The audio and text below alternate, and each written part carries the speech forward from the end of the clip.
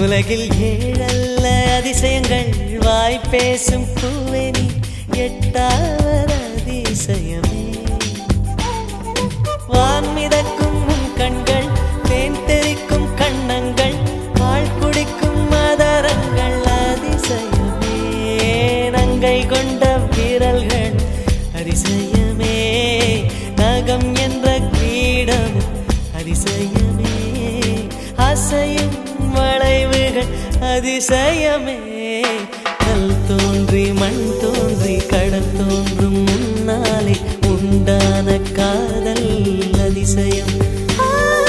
16 வயதான பருவத்தில் எல்லோருக்கும் படர்கின்ற காதல் அதிசயம்.